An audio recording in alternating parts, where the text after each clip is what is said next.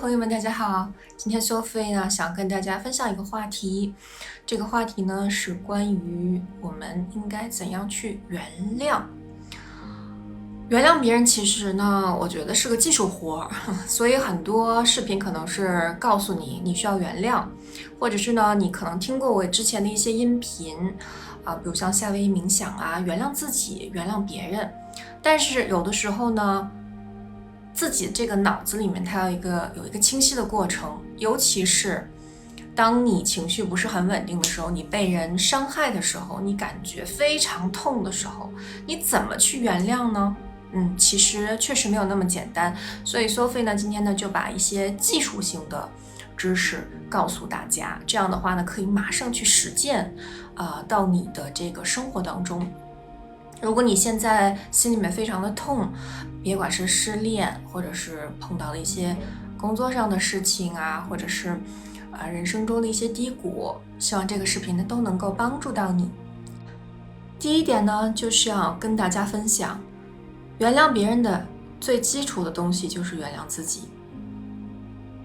有的时候发生了一些让我们非常心痛的事情，我们会先说自己是不是太愚蠢了，太傻了，所以才会被人玩，被人骗。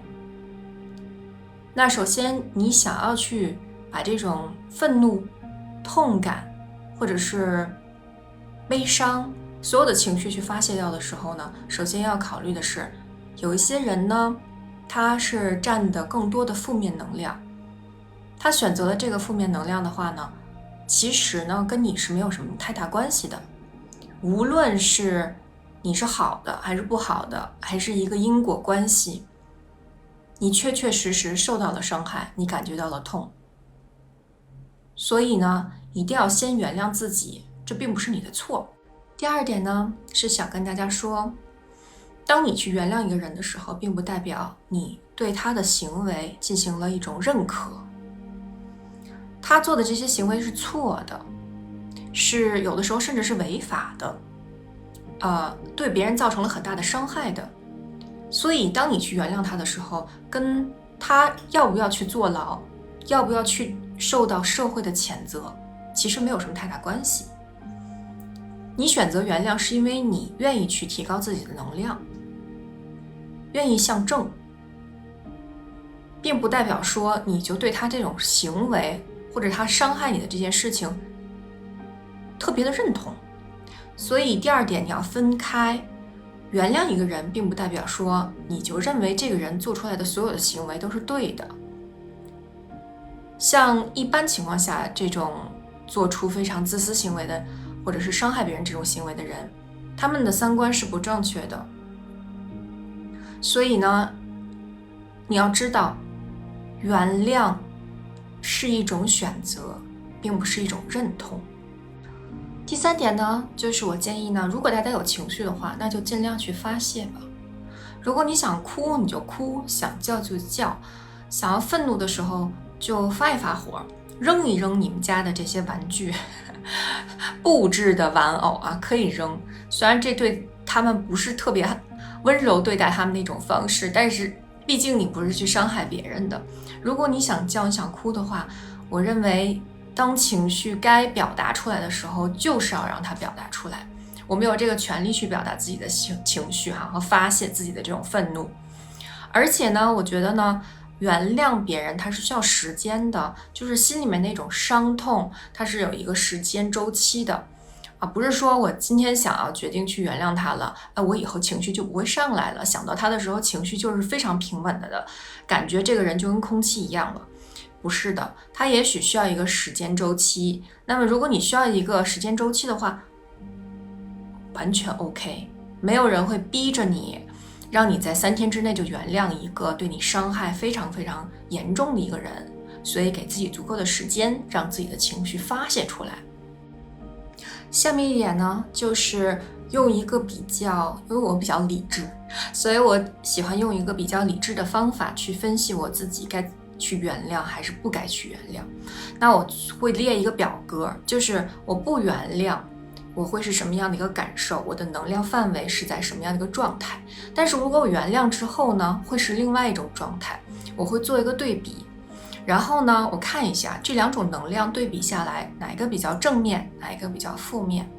可以很明确的跟大家讲，当你去放下一段事情的时候，放下一段痛苦的时候，你也成长了。所以当你原谅别人的时候，你的能量绝对是更加正面的。当你不原谅的时候，你心里面永远是带这些负面消极的这种情绪在的。所以当我列了这个表格之后呢，也有时间的一些冲洗，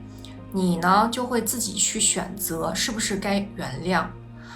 当然这是你自己个人的选择，不如你自己呢也针对你自己的那些事情列一个表格，这样的话呢比较能够听从你内心的选择，也比较容易做出更好的判断。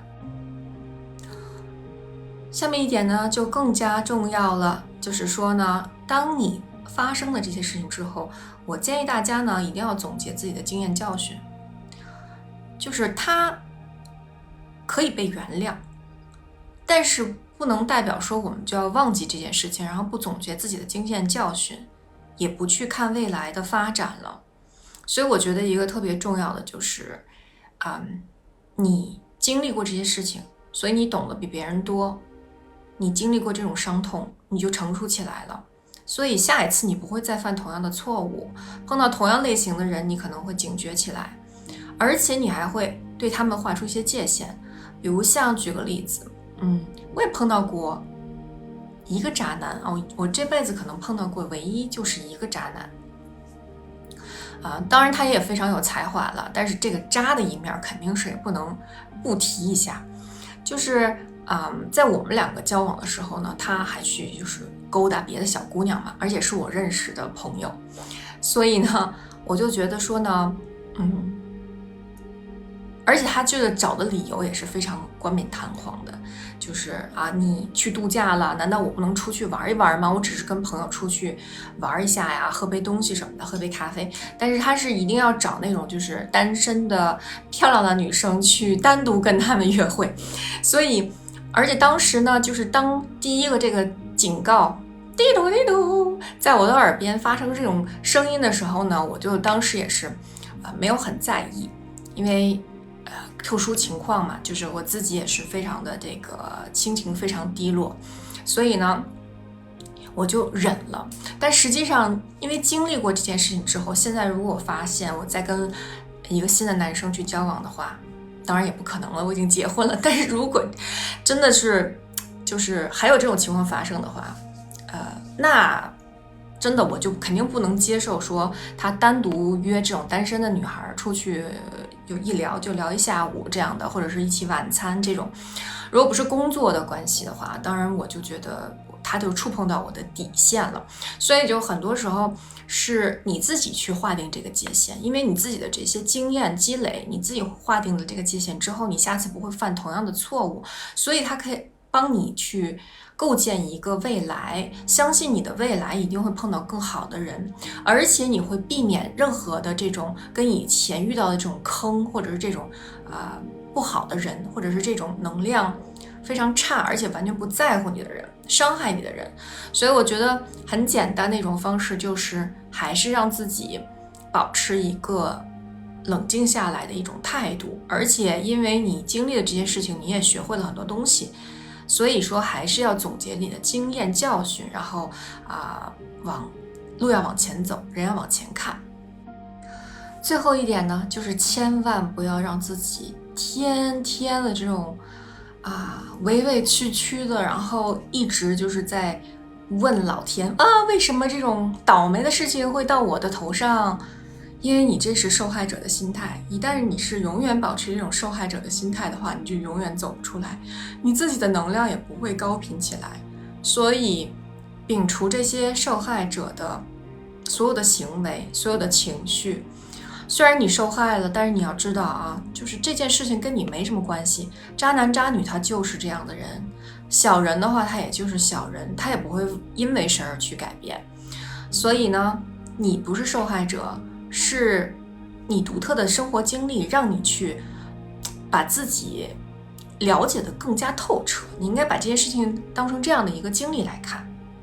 所以今天呢就聊到这儿吧，希望我的一些建议能够就是一些干货啊，能够帮助到大家真正的从这种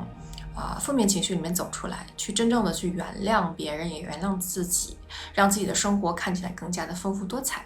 那就这样了，我们下次再聊吧。不要忘了分享、点赞还有订阅哟。就这样，拜拜。